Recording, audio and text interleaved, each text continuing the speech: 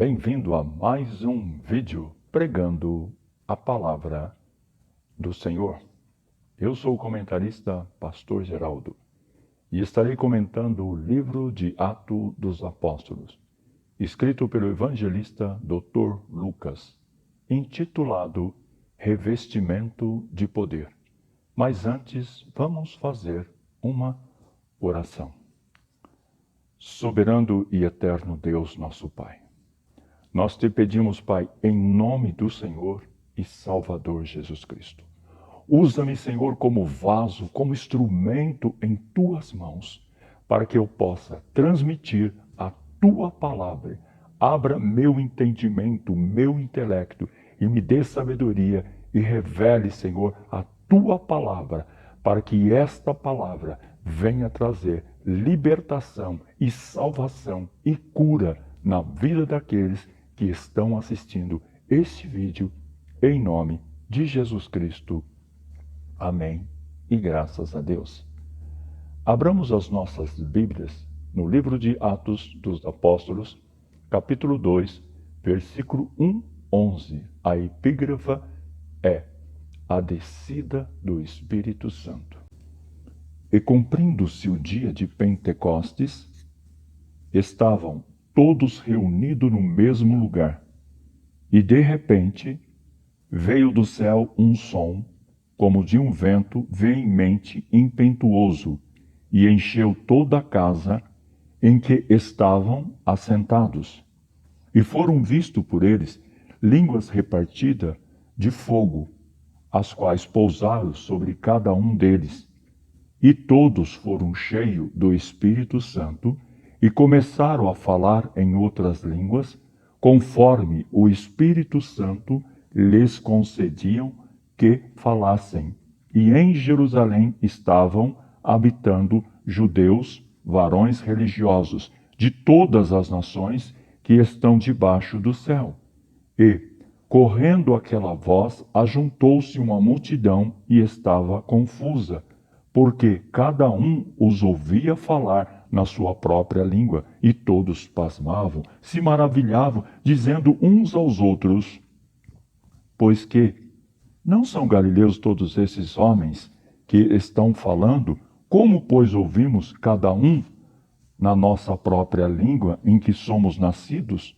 Pardos e medos, elamitas e os que habitam na Mesopotâmia, e Judéia e Capadócia, e Ponto, e Ásia, e Frígia, e Panfilha, Egito e partes da Líbia, junto a Cirene, e forasteiros, romanos, tanto judeus como prosélitos, cretenses e árabes, todos os temos ouvidos em nossa própria língua falar das grandezas de Deus.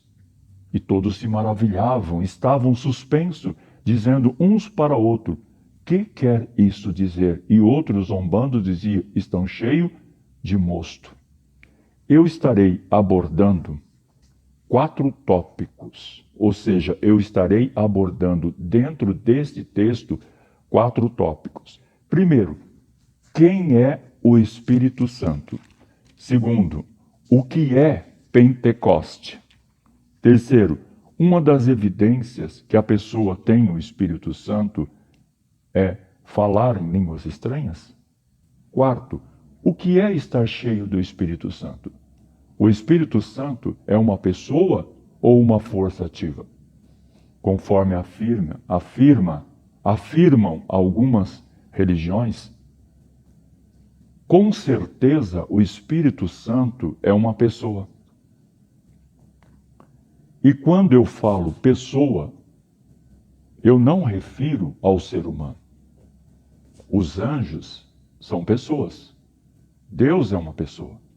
O Espírito Santo também é uma pessoa. Mas quais são os atributos que um ser precisa para ser uma pessoa? Ele precisa ter intelecto, emoção e vontade. E a Bíblia revela o Espírito Santo como um ser que possui intelecto, emoção e vontade. O que é intelecto? Intelecto é inteligência, é entendimento. E podemos ver que o Espírito Santo possui essa característica humana. A Bíblia vai dizer do evangelista João, capítulo 14, versículo 26, que ele tem inteligência, tem entendimento, para nos ensinar todas as coisas e nos fazer lembrar de tudo o que Jesus disse. Emoção é uma característica humana. Sentir tristeza. Sentimos tristeza por muitas coisas. Por decepções amorosas, traição, mentiras, fofocas, desemprego, enfermidade em nossas vidas, etc. É uma característica humana também do Espírito Santo. A Bíblia vai dizer em Efésios, capítulo 4, versículo 30, que o Espírito Santo sente o quê? Tristeza. E não entristeçais o Espírito Santo de Deus, no qual estáis selado para o dia da redenção. O que é entristecer o Espírito Santo?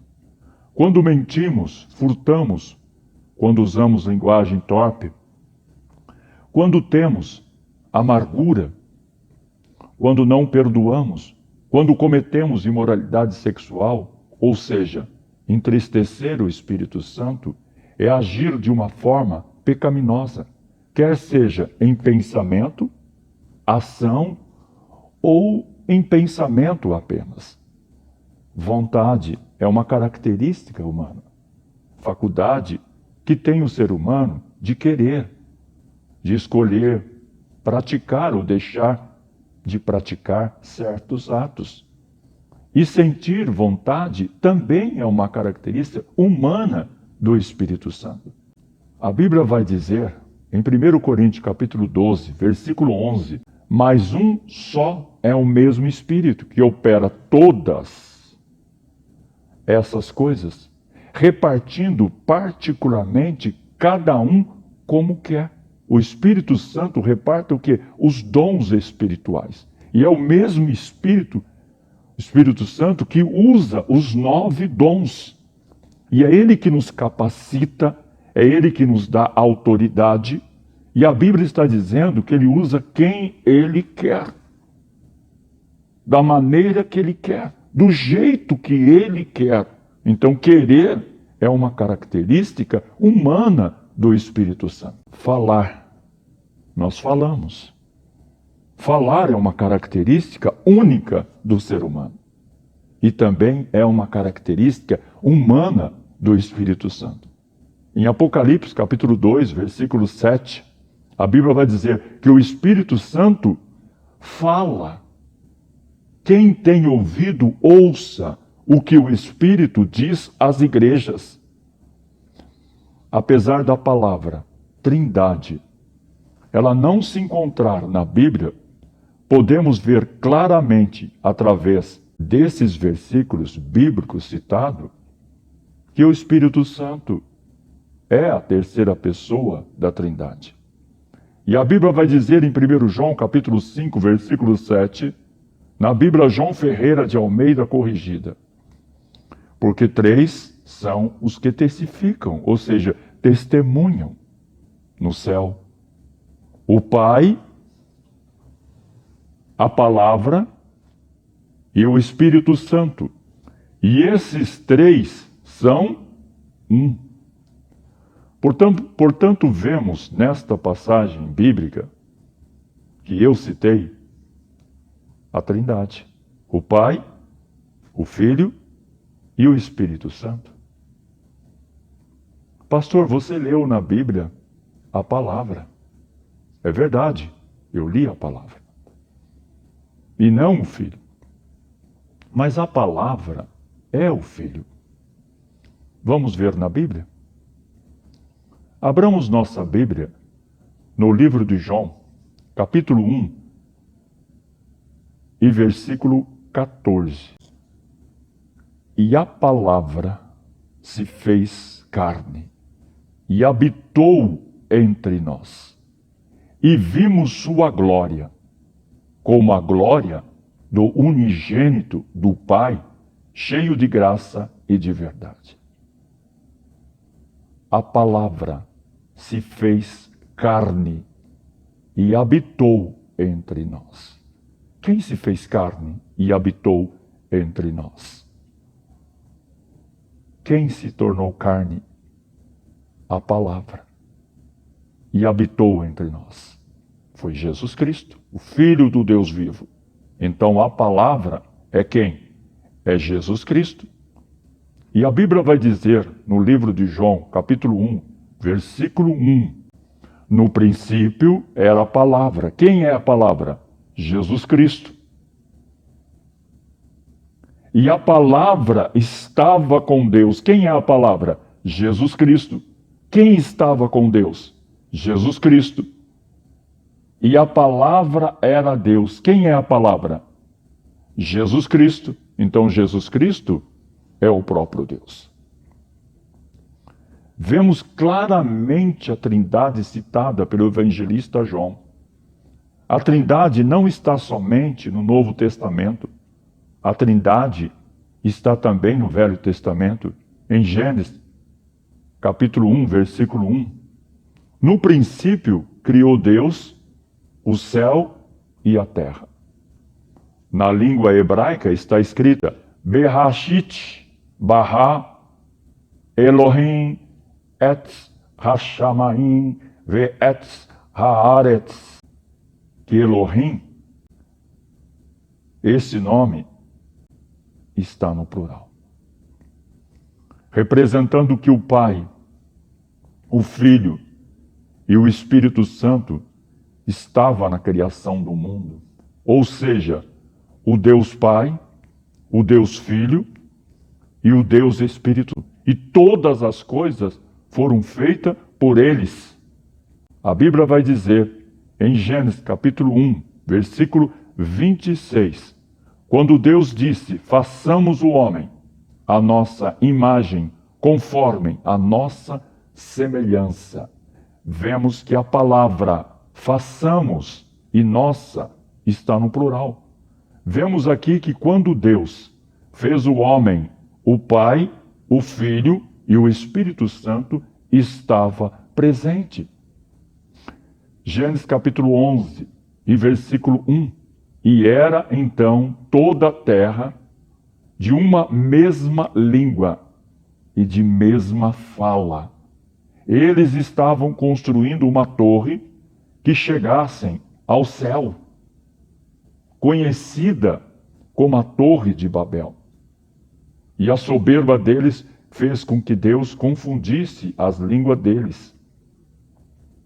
Eia, desçamos e confundamos ali a sua língua, para que não entenda um a língua do outro.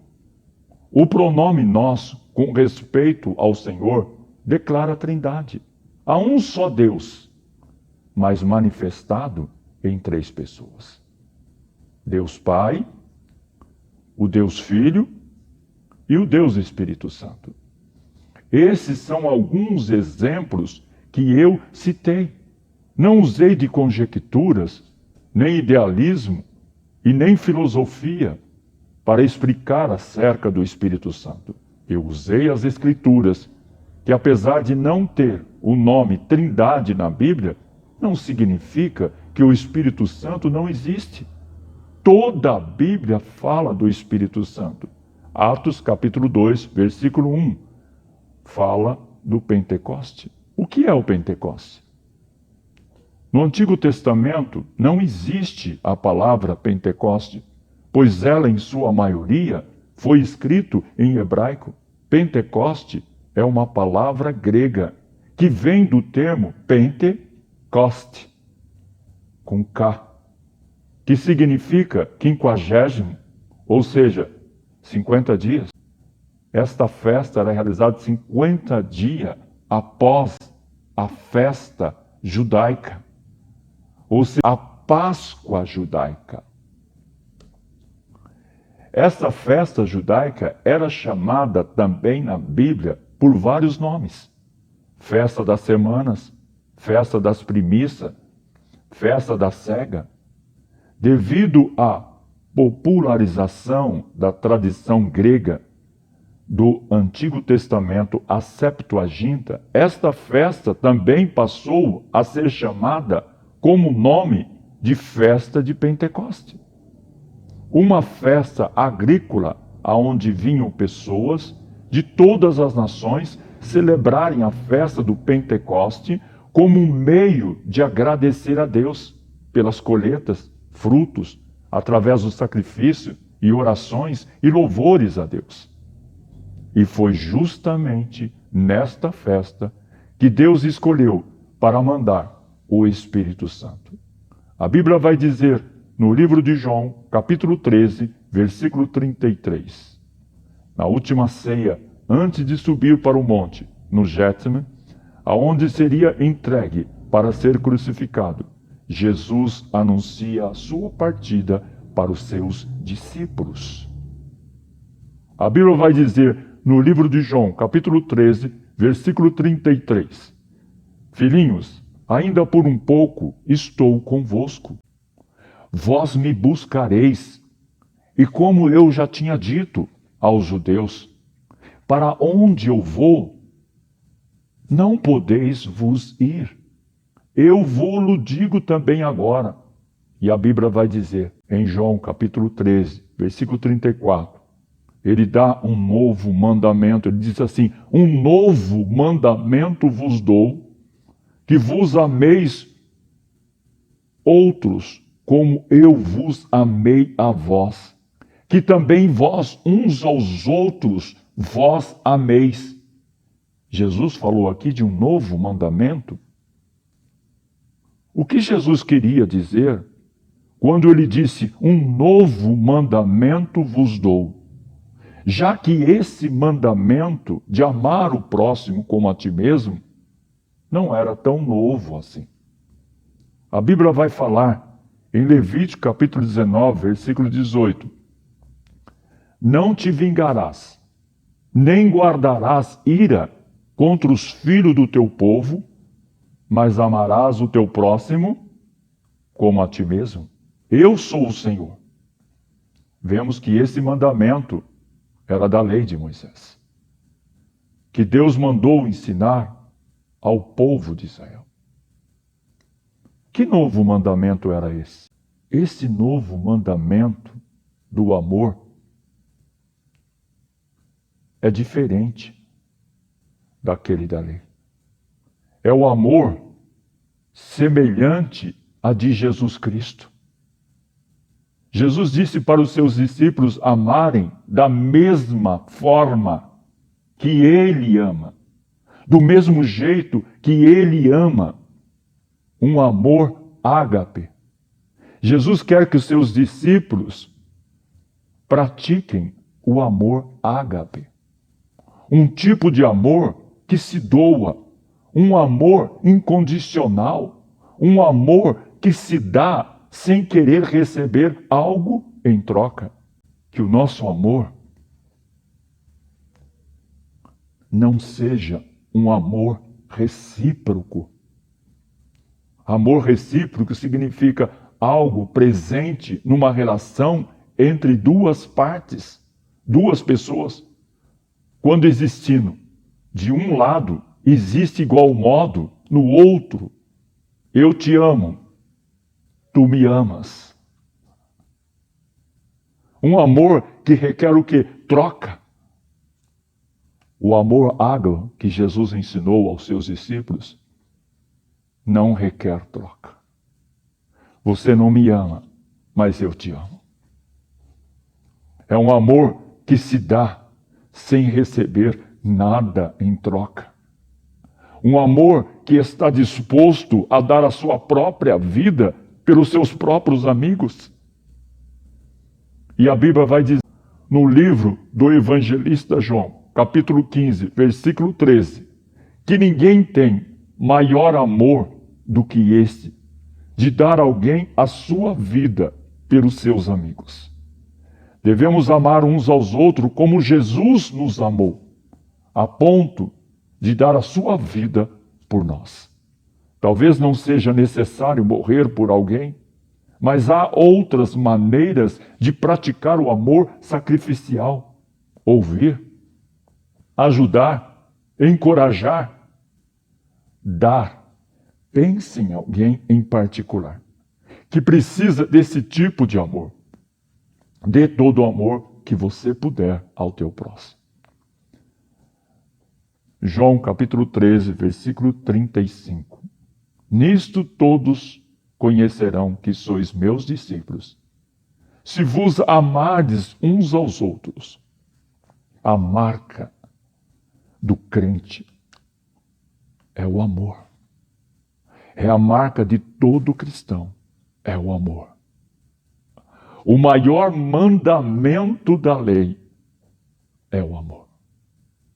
A Bíblia vai dizer, em Mateus capítulo 22, versículo 36, que um doutor da lei perguntou para Jesus: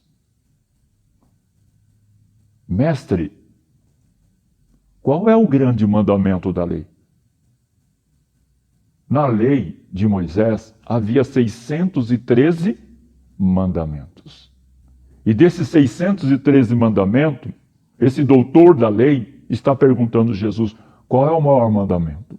E Jesus disse-lhe: amarás o Senhor teu Deus de todo o teu coração, de toda a tua alma, de todo o teu pensamento. Este é o primeiro e grande mandamento. E segundo é semelhante a este: e amarás o teu próximo como a ti mesmo. Desses dois mandamentos depende toda a lei, ou seja, todos os 613 mandamentos dependem desses dois mandamentos. Amar a Deus sobre todas as coisas. Desses dois mandamentos depende toda a lei e os profetas. E a Bíblia vai dizer, em 1 João capítulo 4, versículo 20, se alguém diz, eu amo a Deus, e aborrece seu irmão, é mentiroso. Pois quem não ama seu irmão, a qual viu, como pode amar a Deus, a quem não viu? Você diz que ama a Deus, mas você odeia seu irmão. Você não suporta aquela pessoa. Sim, aquela pessoa. Você tem nojo daquela pessoa. Você diz, eu não vou com a cara daquela pessoa. Você diz que tem ódio daquela pessoa. Você não abre a sua mão para ajudar uma pessoa necessitada que está passando fome. E ainda você diz que ama a Deus? Você é mentiroso, como a Bíblia diz. Quando diz que ama a Deus, você não ama a Deus. Tudo que você fizer ao teu irmão, você está fazendo a Deus. E a Bíblia vai dizer em Gênesis capítulo 1, versículo 27, que Deus criou o homem à sua imagem.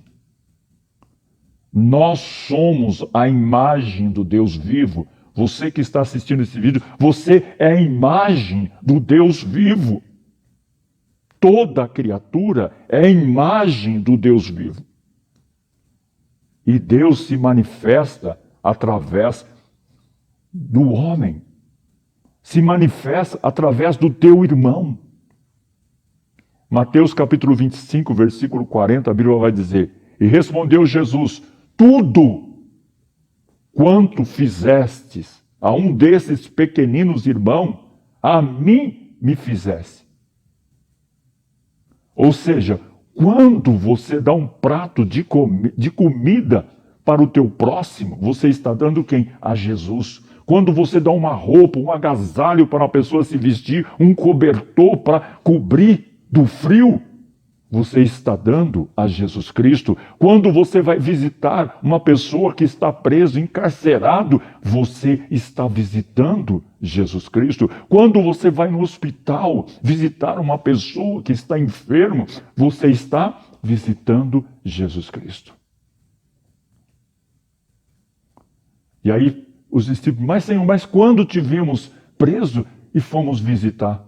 Quando te vimos com fome e nós demos de comer? Quando vimos o Senhor nu e vestimos? O Senhor diz, tudo o que fizeres a um desses pequeninos, foi a mim que você fez.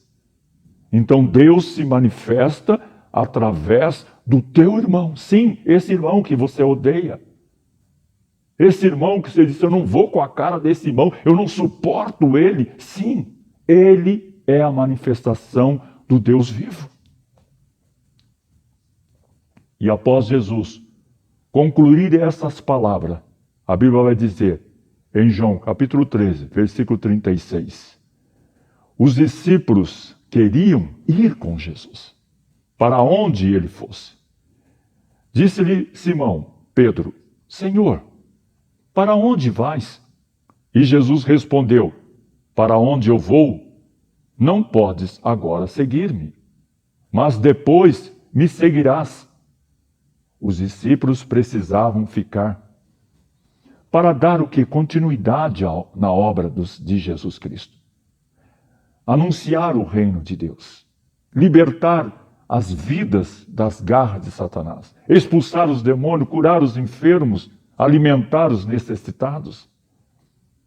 Diante do que Jesus falou, Jesus percebeu que os seus discípulos começaram a ficar tristes e começaram a sentir desmotivados, desanimados e se achando incapazes de dar continuidade na obra de Jesus.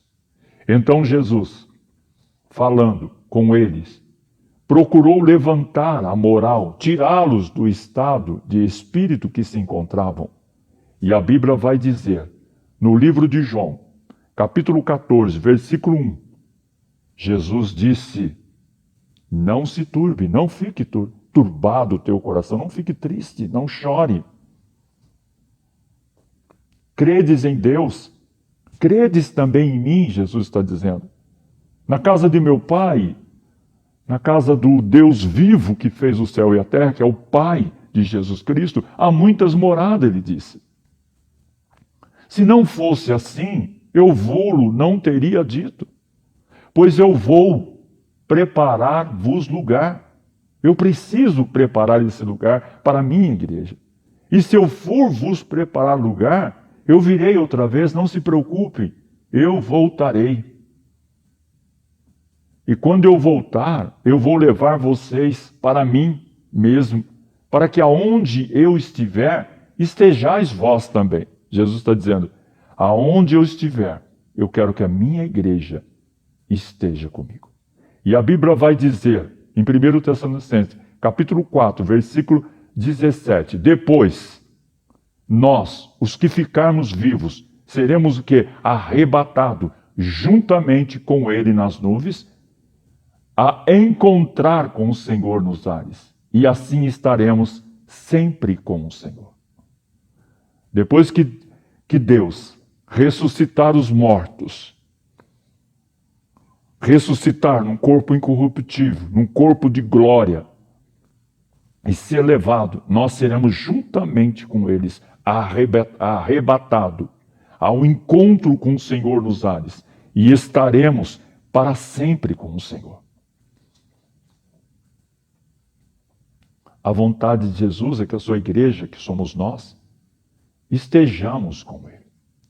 Lá no paraíso, onde a sua igreja terá privilégio de participar da grande ceia do Cordeiro. E a Bíblia vai dizer, Apocalipse capítulo 19, versículo 7, regozijemo-nos e alegremo-nos e demos-lhe glória, porque vindas são as bodas do Cordeiro e já sua esposa já se aprontou.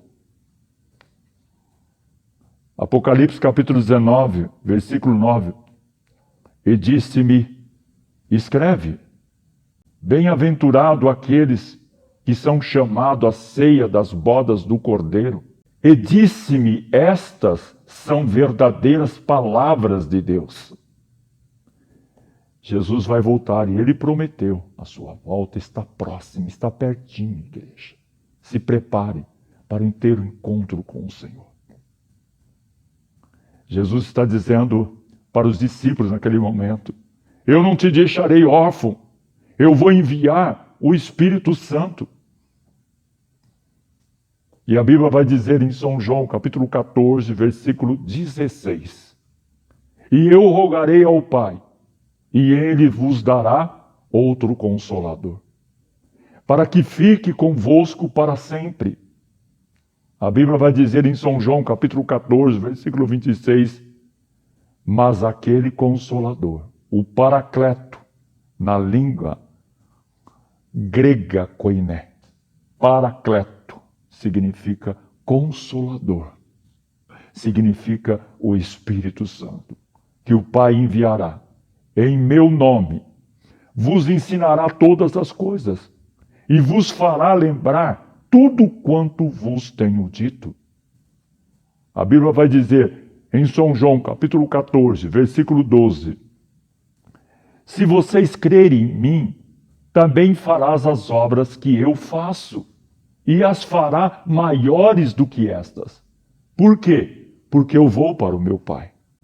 A Bíblia vai dizer no Evangelho de João, capítulo 16, versículo 7, todavia, digo-vos a verdade, que vos convém que eu vá, porque se eu não for, o Consolador não virá a vós.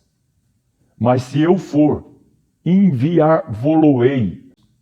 A ordem que Jesus dera aos seus discípulos era ficar em Jerusalém, que sobre vós envio a promessa de meu Pai. Ficai, porém, na cidade de Jerusalém, até que do alto sejais revestido de poder. E após Jesus Cristo ser crucificado e ter ressuscitado, se apresentou vivo com muitas e infalíveis provas, sendo visto por eles por um espaço de 40 dias e falando do que respeita ao reino de Deus.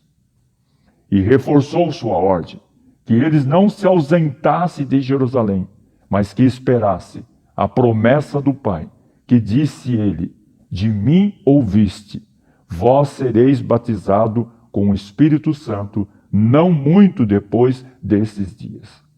E depois de 40 dias, Jesus foi elevado às alturas, e uma nuvem o recebeu, ocultando-os aos seus olhos. E depois foram para o cenáculo, aonde habitavam Pedro, Tiago, João, André, Felipe, Tomé e Bartolomeu, Mateus, Tiago, Alfeu, Simão, Zelote, Judas, filho de Tiago. Todos perseveravam em oração e súplica com Maria, mãe de Jesus, e com seus irmãos. No cenáculo, era quase 120 pessoas que se reuniam todos os dias em oração, buscando a promessa da vinda do Espírito Santo e o revestimento do poder que Jesus prometeu. E vemos essa promessa se cumprindo no dia de Pentecoste, em Atos capítulo 2, versículo 1, aonde os discípulos estavam reunidos no cenáculo. E de repente, veio do céu um som como de um vento veemente e impetuoso, um vento forte, que se move com rapidez e violência. E o barulho desse vento encheu todo o cenáculo, aonde estavam assentados. Eles estavam de joelhos clamando, eles estavam deitados, eles estavam assentados, clamando a Deus, buscando o quê? O Espírito Santo, buscando revestimento do poder de Deus, buscando a promessa de Jesus Cristo, que Jesus Cristo prometeu em suas vidas. Eles não estavam ali buscando algo material. Eles não estavam ali buscando prosperidade e nem a saúde. Eles estavam buscando revestimento de poder. Eles estavam buscando o Espírito Santo de Deus. E de repente, entrou um vento forte, veemente. Eles não ouviram o barulho, ou seja, eles não sentiram o vento. Eles não sentiram o vento, mas ouviram o barulho do vento que encheu todo o templo, Labassuricanda, Labas. Encheu o templo, Labassuiderranda, Labas. O vento, ou seja, o Espírito Santo de Deus, em forma de vento, estava presente no cenáculo. Qual a maneira de se orar? De joelho? Deitado ou sentado? Não importa a maneira que você ore. O importante é orar em espírito, em verdade. E a Bíblia vai dizer no livro do evangelista João, capítulo 4, versículo 23, mas a hora vem, e é agora, e é em que os verdadeiros adoradores o adorarão, o Pai, em espírito e em verdade. Porque o Pai procura os tais que assim o adorem. E Jesus disse isso para Samaritana. O som como de um vento, que encheu todo o cenáculo, indicava que o Espírito Santo, em forma de vento, estava presente no cenáculo. Mas para que se cumprisse o que fora dito pelo profeta João Batista, Mateus capítulo 3, versículo 11. E eu em verdade vos batizo com água para arrependimento, mas aquele que vem após a mim é mais poderoso do que eu, não sou digno de levar suas sandálias. E ele vos batizará com o Espírito Santo e com fogo. E foram vistas por eles, pelos discípulos, foram vistos o quê? Línguas repartidas como de fogo, as quais pousaram sobre cada um deles. Quando Jesus foi batizado por João Batista, a Bíblia vai dizer, no livro de Mateus, capítulo 3, versículo 16, e sendo Jesus batizado, saiu logo da água, e eis que lhe abriram os céus, e viu o Espírito de Deus, descendo como pomba, vindo sobre ele. E eis que uma voz do céu dizia, este é o meu Filho amado, em quem me comprazo, em quem tenho alegria. E após ele ter sido batizado, o Espírito de Deus, na forma corpórea de uma pomba, desceu sobre ele, indicando habilmente a beleza da obra de Jesus como príncipe da paz. Há outros símbolos registrados na palavra de Deus, representando o poder do Espírito de Deus, representando o poder do Espírito Santo de Deus. Retratam-no como fogo, água, lâmpada, vento, selo, etc. Esses símbolos descrevem a ação do Espírito Santo na vida daqueles que querem servir ao verdadeiro Deus. Mas sobre os discípulos, o Espírito Santo veio em forma de fogo, fogo que purifica, preparando eles para dar continuidade na obra de Jesus Cristo. A Bíblia vai dizer em Isaías, capítulo 6, versículo 6, mas um dos serafins voou para mim, trazendo na mão uma brasa viva que tirara do altar como uma tenaz. E com ela tocou-me a boca e disse, eis que isso tocou os teus lábios. A tua iniquidade foi tirada e purificada o teu pecado. Essa purificação estava preparando Isaías para a obra messiânica em sua vida. Estava trazendo uma purificação, uma limpeza na vida de Isaías. Porque foi necessário que um dos serafins tirasse uma brasa como uma tenaz, uma brasa viva, uma brasa acesa, e levasse até Isaías e tocasse os lábios de Isaías, porque Isaías diz: eis que sou um homem de lábios impuros e vivo no meio de um povo impuro, frisando, sou um homem de lábios impuros. Ele está dizendo, eu sou um pecador, vivo em iniquidade, e vi a Deus e vou perecendo. Foi por essas palavras.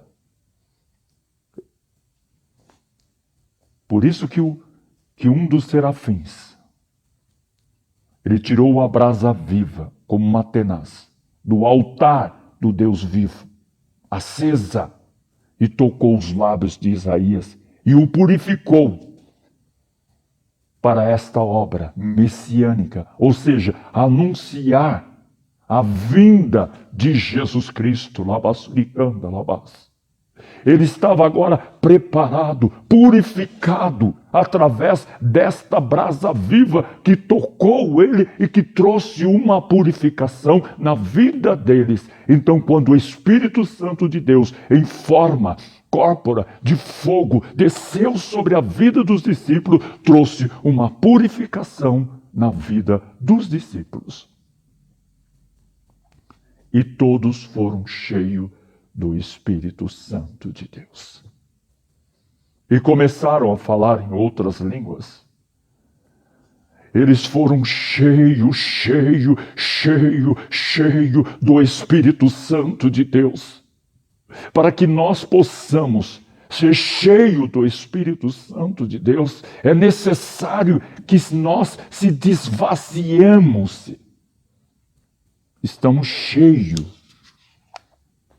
Se estamos cheios de amargura em nosso coração, a falta de amor ao próximo, se temos ódio do nosso irmão, há muitas coisas que estão dentro desse vaso que somos nós, que não tem lugar para o Espírito Santo de Deus habitar. O coração está cheio de amargura, de ódio, de falta de amor ao próximo.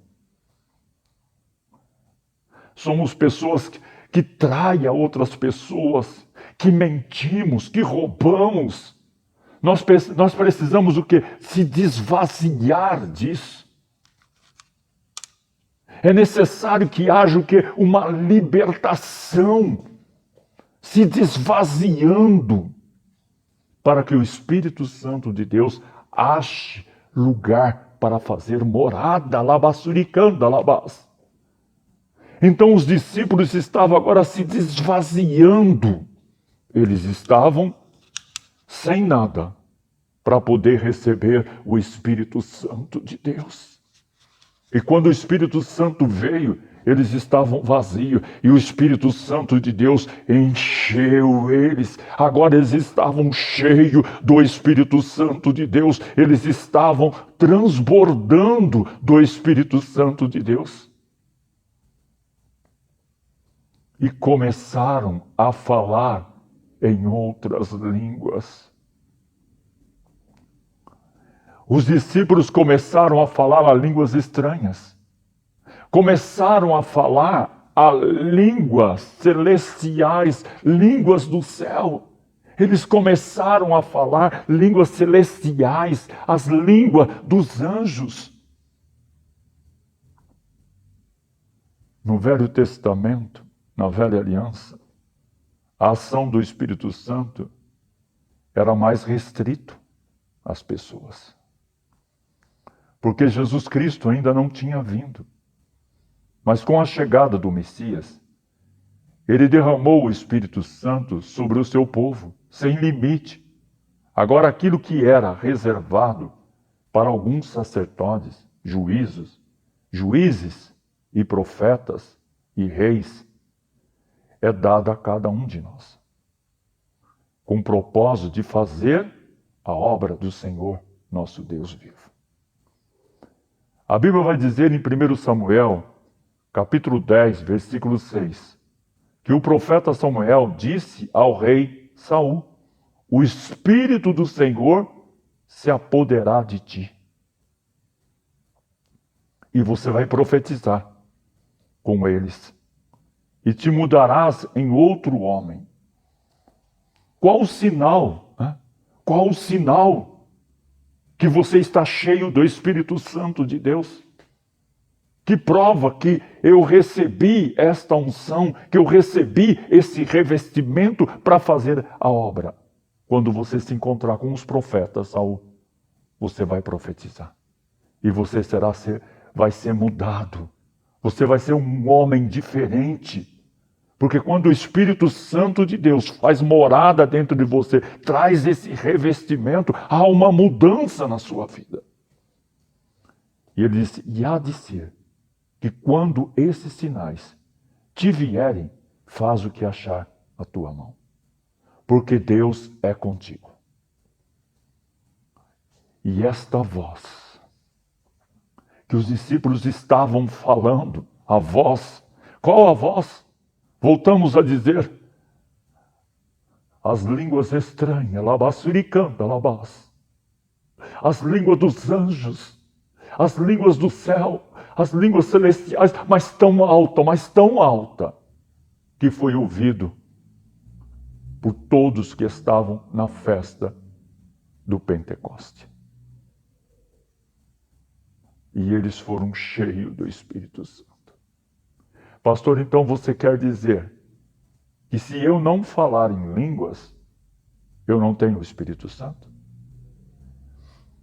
Irmãos, o fato de você não falar em língua não significa que você não tenha o Espírito Santo. Você tem o Espírito Santo. Você não recebeu ainda o revestimento de poder. Você foi somente selado. Há uma grande diferença entre ser selado e ser batizado com o Espírito Santo. Trata-se de dois acontecimentos totalmente diferentes. E a verdade sobre esse fato vai te compreender melhor. Como também desejar este mover sobrenatural sobre a tua vida. A Bíblia vai dizer, no livro de Efésios, capítulo 1, versículo 13, em quem também vós estáis. Depois que ouvistes a palavra da verdade, o evangelho da vossa salvação, e tendo nele também crido, fosse selado com o Espírito Santo da promessa. Então, quando você adentra dentro de um templo, uma igreja, um salão, onde a palavra está sendo administrada, e você crê, e aceita a obra redentora de Jesus Cristo, você já recebe o selo do Espírito Santo na sua vida. E imediatamente você é selado com o Espírito Santo. Pois o selo do Espírito Santo é uma garantia, uma marca registrada por Deus. E a partir deste momento, você está salvo em Cristo. Tornando o quê? Morada do Espírito de Deus. E a Bíblia vai dizer, em 1 Coríntios, capítulo 3, versículo 16, não sabeis vós que sois templo de Deus e que o Espírito de Deus habita em vós? Então, você é o que? Templo, morada do Espírito Santo de Deus. Deus não mora mais num templo de pedra, não mora mais num salão, não mora mais no templo de Salomão. Ele mora dentro de você. Você é morada de Deus. Deus mora dentro do teu coração. E correndo aquela voz, ajuntou-se uma multidão, próximo aonde? Ao cenáculo, aonde que talvez ele esteja com portas fechadas, com medo. Mas as portas foram abertas, labassuricanda, labas. E próximo ao cenáculo, aonde estavam os discípulos, Aquela multidão estava confusa. Por quê? Os ouvia falar na sua própria língua. E todos se pasmavam e se maravilhavam, dizendo uns aos outros: pois que? Não são galileus todos esses homens que estão falando? Como, pois, os ouvimos cada um na nossa própria língua, em que somos nascidos? Pastor, eles estavam entendendo o que os discípulos estavam falando. Pastor, o Senhor disse que os discípulos falavam em línguas. Quais línguas? Línguas legíveis?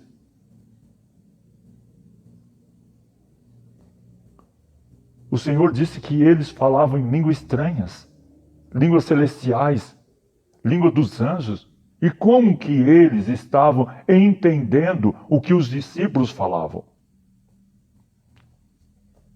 Irmãos, o Espírito Santo interpretou as línguas que eles estavam falando.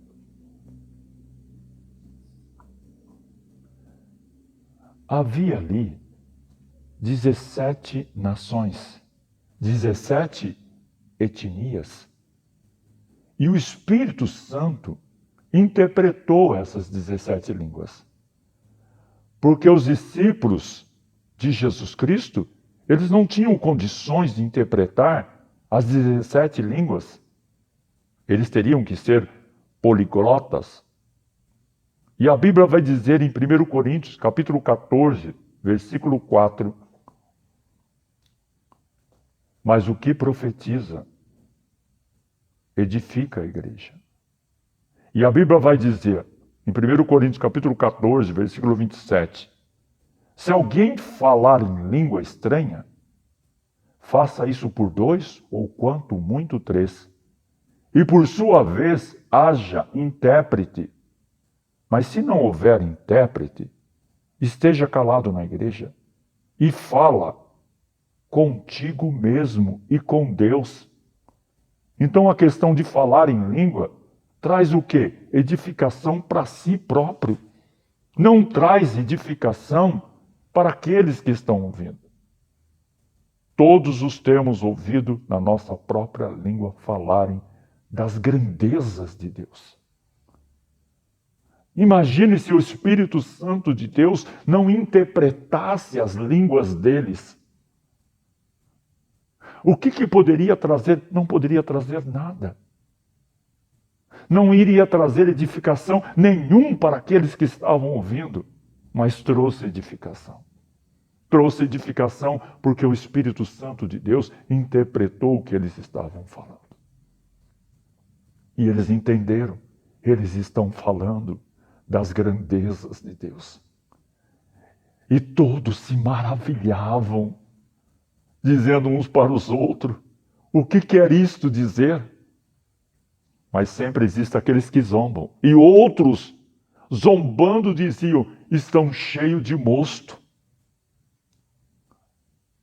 E Paulo se coloca de pé com uma mensagem cristocêntrica, onde o centro da palavra é Jesus Cristo. Pedro ali, um homem medroso, que negou Jesus 3 vezes, um homem indouto, que não era estudado, que não tinha conhecimento nenhum da lei. E ali havia, na festa do Pentecoste, havia doutores da lei, escribas, filósofos.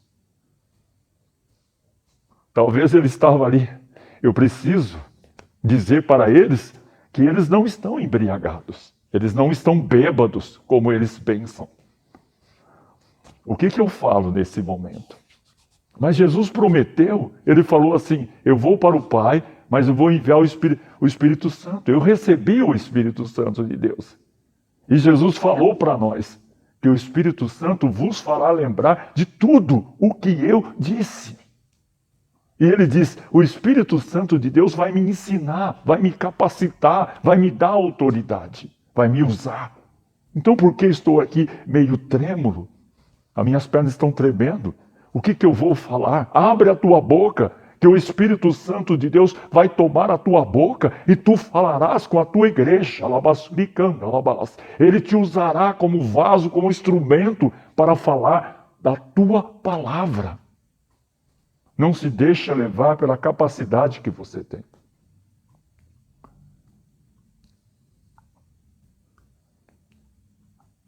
E o apóstolo Paulo, em 1 Coríntios, capítulo 2, versículo 4, a Bíblia vai dizer que o apóstolo Paulo, apesar de ter uma formação acadêmica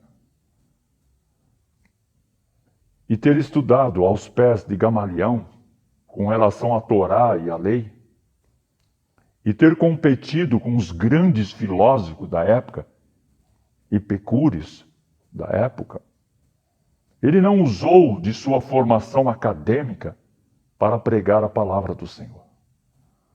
Ele diz assim: a minha palavra não consistiram em palavras persuasivas de sabedoria humana, mas em demonstração do Espírito e de poder, para que a vossa fé não apoiasse em sabedoria dos homens, mas no poder de Deus.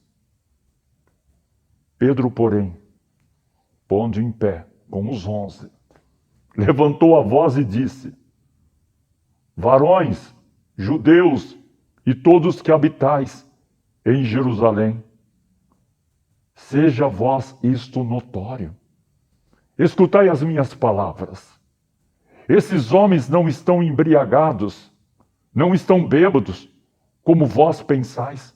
Essa alegria que vocês estão vendo e ouvindo vem do Espírito Santo.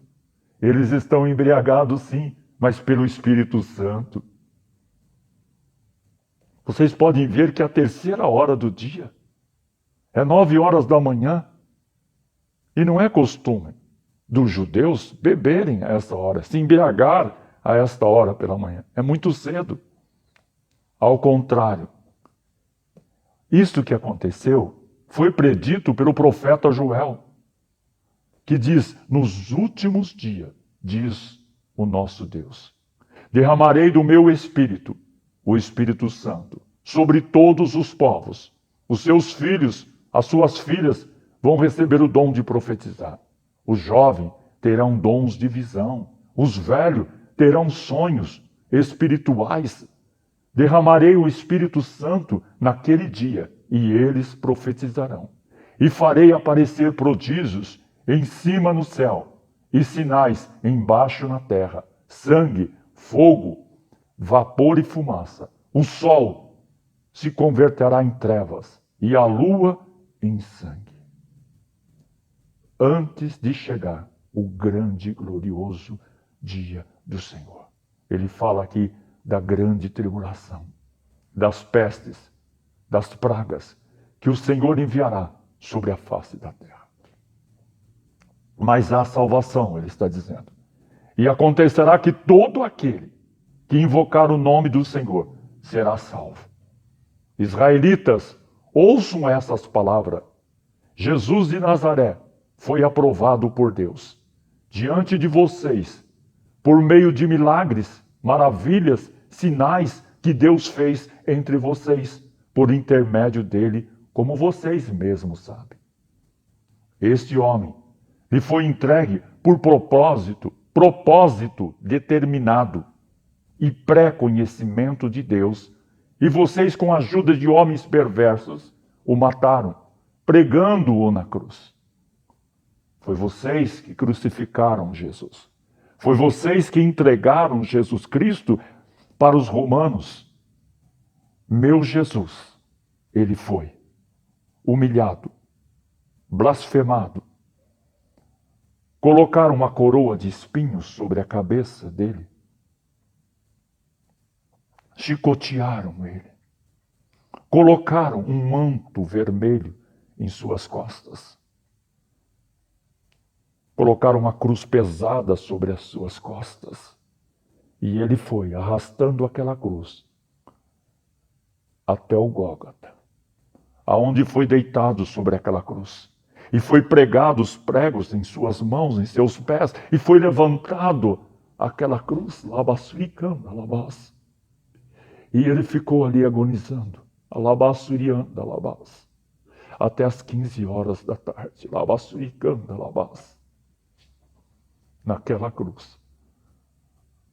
Mas Deus o ressuscitou dos mortos, rompendo os laços da morte, porque era impossível que a morte retivesse.